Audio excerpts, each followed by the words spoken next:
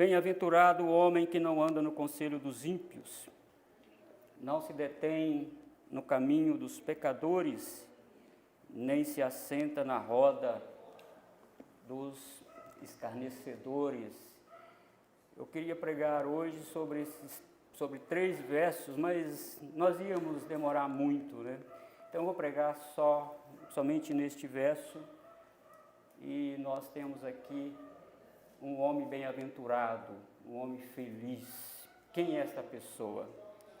Irmãos, fora da orientação da palavra do Senhor, muitas pessoas usam de muitos artifícios para começarem bem o ano novo, né? Existem aquelas pessoas, elas entendem que elas devem vestir de branco, porque o branco atrai paz, calmaria. Nós vamos ter um ano sossegado. Se todo mundo vestir de branco, então teremos paz. Então, quem veste de preto na passagem do ano não está querendo muita paz, não, segundo esta filosofia, não é, irmãos?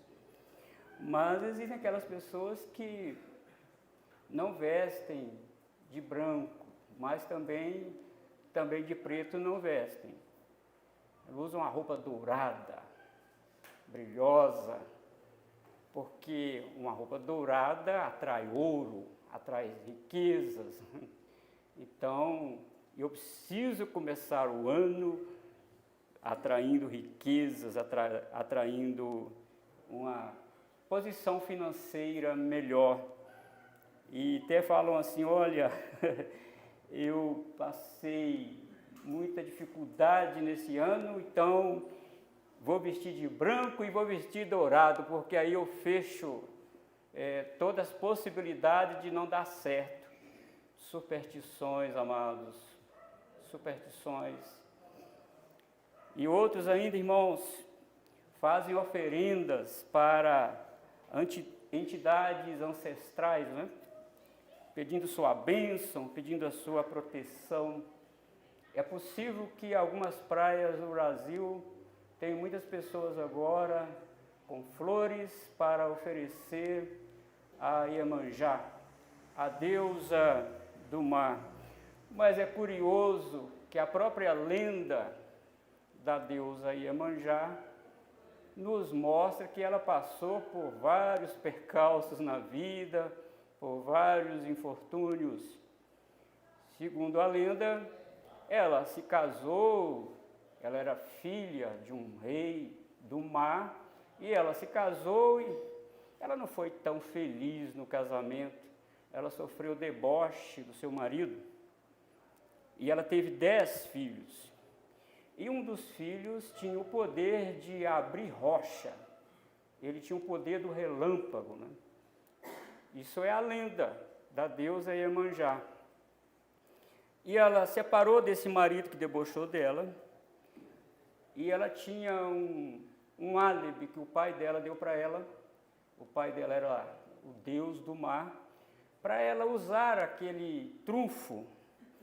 Hoje tem nos filmes, tem um anel milagroso, tem muita coisa que te leva, te transporta para o outro lado da situação. E essa deusa Iemanjá tinha uma porção do seu pai. Então o pai dela falou, olha, minha filha, quando você estiver em grandes infortúnios, com muito problema, então você usa isso. Mas não usa isso à toa, não, só quando você precisar mesmo. Então ela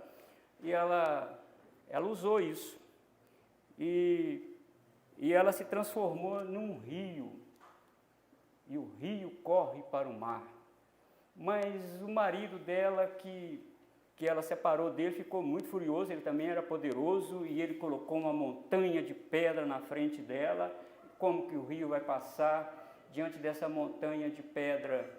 E ela clamou ao filho dela, que tinha o poder do relâmpago, do trovão. E ele então, esse filho dela, o filho mais velho dela, veio como um raio, partiu a rocha, e ela passou, e até hoje ela vive feliz para sempre, desaguando no mar. Está aí. E as pessoas acreditam nisso. E as pessoas acreditam que esse rio que está desaguando no mar é de fato a Iemanjá. Irmãos, são superstições, superstição da cor da roupa, superstições. Mas, irmãos, o que a Bíblia diz para ser feliz? Como ser feliz? Então, esse Salmo primeiro, irmão, pode ser considerado o resumo, o prefácio, a introdução dos 149 outros saltérios que existem aqui. E o Salmo está em 150 salmos, dividido em 5 livros, não é? Então, irmãos, nós temos aqui uma inologia do povo de Israel, onde eles levavam seus dissabores a Deus em oração, orações, inclusive orações imprecatórias, pedindo ao Senhor que interviesse contra os inimigos e derrotasse também esses inimigos. Então, esse Salmo primeiro é um salmo didático, é um salmo de instrução. Ele começa, aprove ao Espírito Santo essa direção de colocar o primeiro salmo como salmo de instrução. Não sabemos quando ele foi escrito, não sabemos quem escreveu, mas isso é de somenos, não é? Isso é de somenos. O que importa para nós é que ele faz parte da Escritura, e ele é a Escritura, e o Senhor tem uma palavra para nós. Eu não vou dizer que eu tenho uma palavra profética para você, que eu não tenho. A palavra de Deus é a profecia. Então, meus irmãos, como se dar bem no próximo ano? Como ser feliz no próximo ano? Como permanecer feliz? Então, nós vemos aqui neste salmo que a felicidade consiste em obedecer os termos de Deus. Ninguém, absolutamente ninguém, consegue ser feliz se não obedecer os termos de Deus. Deus colocou os termos. Deus disse, é assim que tem que ser. Então, o primeiro termo aqui, irmãos, que esse salmo nos coloca, eu só vou ficar nesse versículo 1. É preciso, irmão, se você quer ser feliz, se alguém quer ser feliz, é preciso se distanciar do mundo e dos seus costumes. É preciso. Não pode. Crente que serve a Deus, pessoas que se dizem cristãs, precisam se distanciar do mundo e de sua filosofia. E o nosso texto começa dizendo, bem-aventurado o homem que... Agora, irmãos, feliz é o homem, abençoado é o homem, aventurado é o homem que se separa do mundo e do seu modo de vida. Aqui de início temos uma proposição vibrante, uma proposição encorajadora, ou seja, é possível que alguém, que uma pessoa tenha uma vida, viva uma vida verdadeiramente feliz no mundo de pessoas infelizes. É possível isso, é possível. Então você vê que aqui o Salmo já começa dizendo, para ser feliz não basta você ter uma conta no banco recheada. Não basta ter roupas caras, carros de luxo.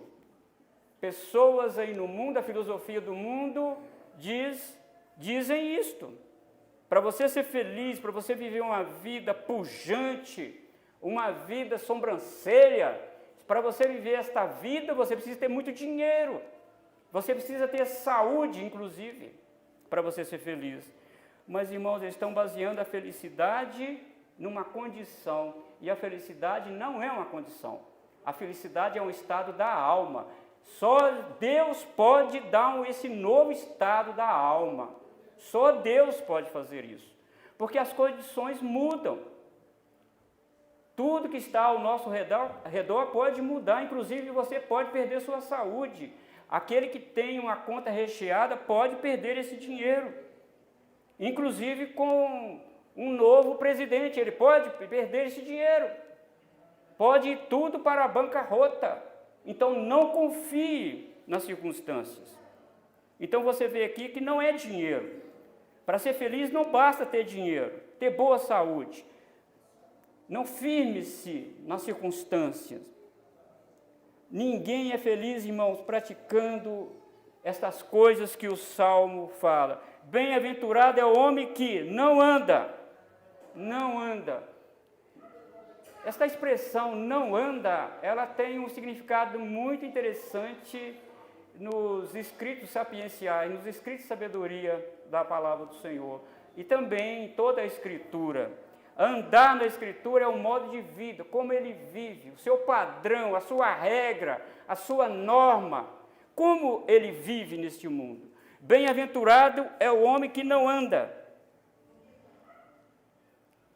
E o verso 6 esclarece aqui, que é um modo de vida, porque o verso 6 diz o seguinte: pois o Senhor conhece o caminho dos justos, mas o caminho dos ímpios perecerá. O Senhor conhece como a pessoa está andando, o que a pessoa defende, qual o seu postulado, qual o seu padrão. O Senhor conhece.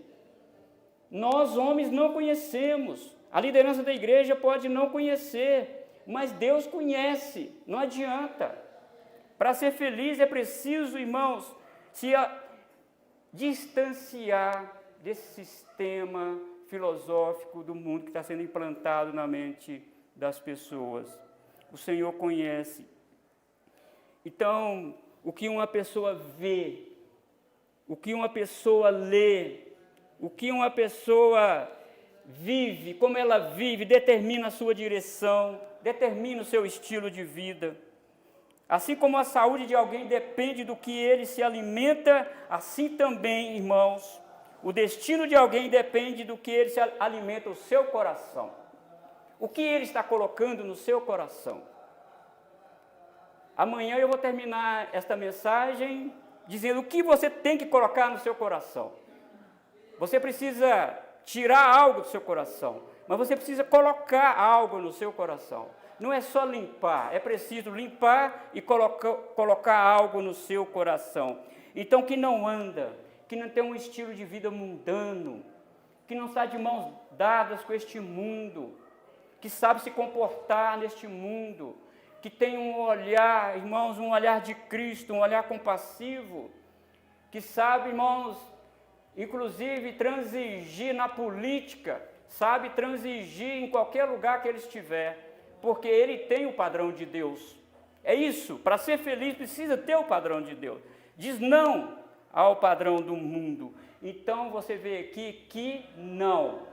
Irmãos, para nós sermos felizes, para alguém ser feliz, ele precisa ter a capacidade de dizer não. Eu não quero isso. Mas ele dizer não a quê? Diz o texto aí, no conselho dos ímpios. E a palavra hebraica aqui traduzida por conselho, ela pode significar propósito, plano e princípios, norma. O homem feliz não anda segundo o pensamento e segundo as máximas do mundo. O ímpio vive segundo os princípios do mundo e do seu coração. Ele faz o que o seu coração demanda. E na mídia, inclusive os artistas aí da mídia, faz o que o seu coração pedir. Mas se o seu coração não for regenerado, se o seu coração não foi transformado, você vai pedir, vai fazer o que o seu coração pediu? Então aqui que não anda no conselho dos ímpios. Isso é questão de fé, irmãos. Quando nós queremos decidir algo, quando nós queremos tomar conselho certo e duradouro, nós precisamos vir aqui na palavra do Senhor. Precisamos consultar a palavra do Senhor. Eu quero te dar 2 exemplos de conselho. Um conselho muito bom e um conselho muito ruim. Eu quero que você vá para lá, se você puder, Êxodo capítulo 18.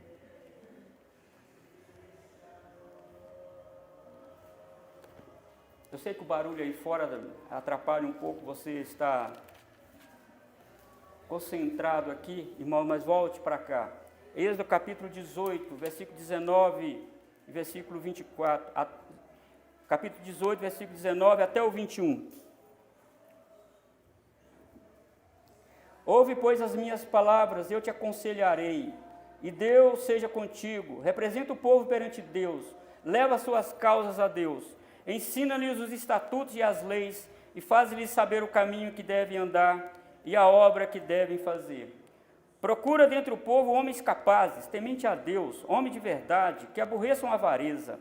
põe-nos sobre eles por chefe de 1000, chefe de 100, chefe de 50 e chefes de 10. Isso é um conselho bom, um conselho do sogro de Moisés dando a ele. Parece que Moisés ainda estava na sua mente a filosofia do Egito. Eu vou resolver o problema desse jeito, que eu aprendi, eu fui instruído em toda a ciência do Egito. Eu sei como lidar com isso. Eu estudei nas melhores escolas do Egito. E a palavra de Deus diz que ele era sábio. Ele era um homem instruído em toda a ciência do Egito. Então parece que Moisés estava usando a filosofia do Egito. Mas chega Jetro e diz, não, você precisa escolher homens. Homens. Quem são essas pessoas? Eles devem ser capazes, tementes a Deus e que aborreçam a avareza. Este é o padrão do Senhor para alcançar a felicidade. Irmãos, uma igreja que tem uma liderança temente a Deus, uma igreja que tem uma liderança que tem a palavra de Deus como norma, é uma igreja abençoada, é uma igreja feliz. É uma igreja que está, irmão, na rota da terra prometida. É uma igreja que agrada a Deus. E quando nós agradamos a Deus, irmãos, com base na palavra dele, a bênção do Senhor vem em abundância sobre nós e em nossa casa. Aí sim está a felicidade. Esta é a felicidade, é ter o Senhor como guia da nossa vida, ter a palavra do Senhor como padrão da nossa vida. Mas eu quero te dar um outro exemplo de conselho muito ruim. Se você quiser vai para 2 Samuel, capítulo 17.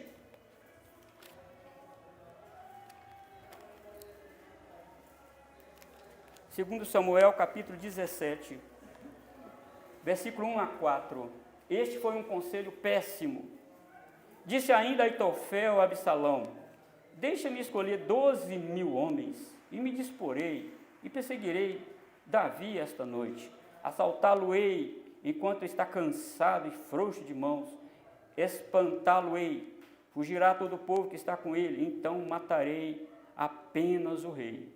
Farei voltar a ti todo o povo, pois a volta de todos depende daquele a quem procuras matar. Assim todo o povo estará em paz. O parecer agradou a Absalão e a todos os anciãos de Israel. Que triste, que conselho ruim que Aitofel deu para Absalão. Eu sei um jeito que você pode matar o seu pai. Lembra que Absalão usurpou o trono de Davi, e Absalão era filho de Davi. E agora Aitofel chega e dá um conselho para ele. Olha, ele está cansado, e eu sei como pegá-lo. Nós vamos só matar seu pai, então todo o povo vai ficar disperso. Deu certo esse conselho, irmão? Não.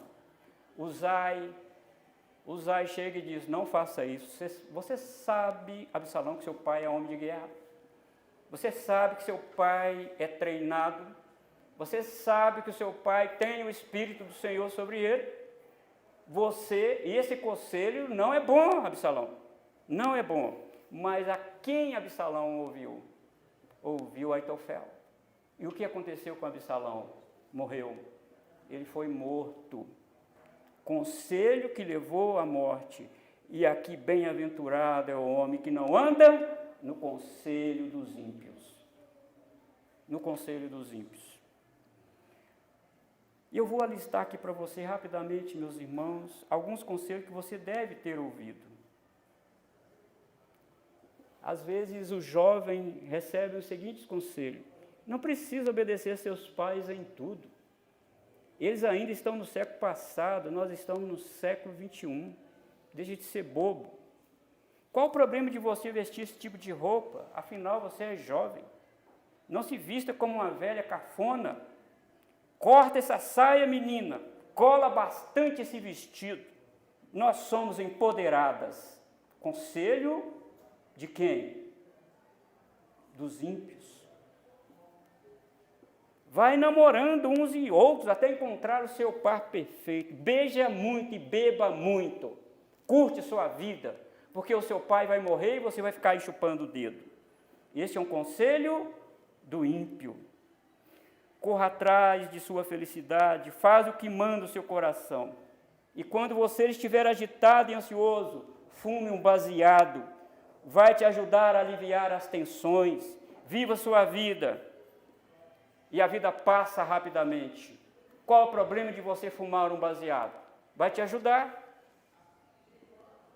Qual o problema de você namorar um rapaz ou moça no mundo? Qual o problema de você namorar uma pessoa do mesmo sexo? O que manda é o amor. O que governa é o amor. E a igreja para quê? Você pode ser crente em casa mesmo. Na internet tem pregações maravilhosas. Eu conheço muitas pregações. Conselho do ímpio. Prefiro assistir aqui em casa mesmo. Afinal, o pastor, ele grava, eu vou assistir a mensagem no YouTube, está chovendo, não vou à igreja. Vai mesmo não. É isso? Essa pessoa vai ser feliz? Não. Contribuir na igreja para quê? Me mostre no Novo Testamento se sou obrigado a fazer isso. Para que ir à igreja e orar se eu posso orar em casa mesmo? Para que eu vou orar se Deus já sabe de tudo? Nós não somos calvinistas? Nós não falamos que Deus determinou todas as coisas? Então para que você vai orar? Isso é conselho bíblico, irmãos? É conselho do ímpio? Conselho do ímpio. Mas tem aqui um outro ponto que o salmista fala para ser feliz. Primeiro é o que, irmãos? Ele é bem-aventurado se ele não anda no conselho dos ímpios. E nós vimos aqui conselho dos ímpios. Agora, bem-aventurado também é aquele que não se detém no caminho dos pecadores. Olha para você ver a progressão. Primeiro, andar, agora é deter. O mal é sutil. O mal é sagaz. O mal não vem com aquela expressão carrancuda. O mal não vem assim. O mal é doce. Ele vem como uma coisa muito bonita. Algo que pode ser apreciado. Primeiro tem um conselho. Olha, o que você acha disso? A minha mãe é tão cafona, meu pai, ele vai pegar conselho lá fora. Não é? Mas agora ele não está andando com seus coleguinhas mais. Agora ele se detém no caminho deles. Agora ele parou para bater um papo mais aprofundado. Não se detém no caminho dos pecadores. Agora, qual decisão tomar? O que eu vou fazer? Se eu estou, diz o jovem, se eu já conversei com você, me aconselhei com você e você já me deu esse conselho, e agora, o que eu vou fazer? Deu errado, cara. Ainda fala desse jeito. Deu errado, cara. Não, no próximo dá certo. E vai, irmãos, e vai emblomando aquela pessoa. E vai como uma teia de aranha. Você já viu o inseto que cai na teia de aranha? Quanto mais ele mexe, mais ele fica enrolado na teia de aranha. Não se detém no caminho dos pecadores.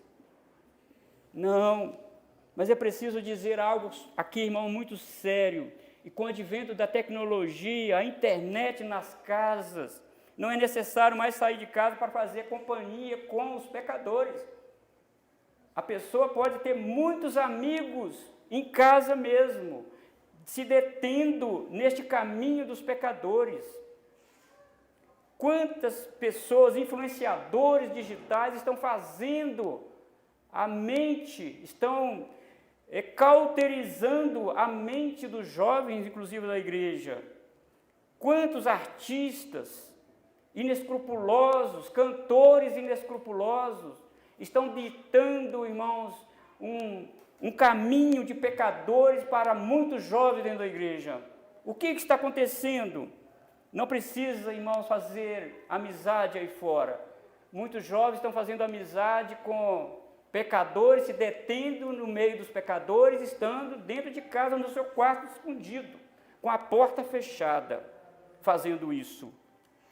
Mas a palavra de Deus nos diz nessa noite, se queremos ser felizes em nossa vida, em nosso casamento, se queremos ter paz e comunhão estreita com Deus, precisamos, irmãos, nos afastar desse tipo de filosofia mundana desta regra mundana. Nós precisamos afastar, o jovem precisa se afastar.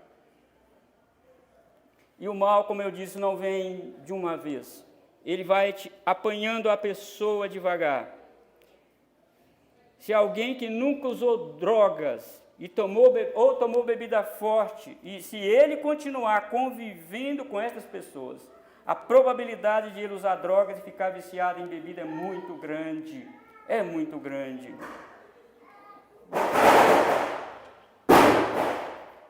Meus irmãos, certo teólogo escreveu no seu livro, lá no início do seu livro, dizendo: não tem jeito, quem cria porcos tem cheiro de porco. Não tem jeito. Ele vai carregar o cheiro do porco. Ele, se estiver no meio de porcos, ele vai ter cheiro de porco. É por isso que a palavra de Deus nos diz nessa noite: fuja dos caminhos dos pecadores. Não se detenha no caminho dos pecadores. Se queremos ser felizes, se queremos viver uma vida, irmãos, reta diante do Senhor, não podemos de forma alguma. Agora, terceiro, nem se assenta na roda dos escarnecedores. Está observando a progressão? Primeiro é andar, depois é deter e agora é assentar. Agora ele está sentado, progrediu, mal progrediu. Andar, parar e assentar. Muito cuidado, irmãos, para o próximo ano. Nós precisamos olhar para as Escrituras e fazer dela o nosso padrão, e não o padrão do mundo. Nós não podemos, de forma alguma, concordar com o padrão do mundo. Nós não somos do mundo. Jesus orou para os discípulos, dizendo: olha, eles não são do mundo, como eu também não sou. Pai, santifica-os na verdade, a tua palavra é a verdade.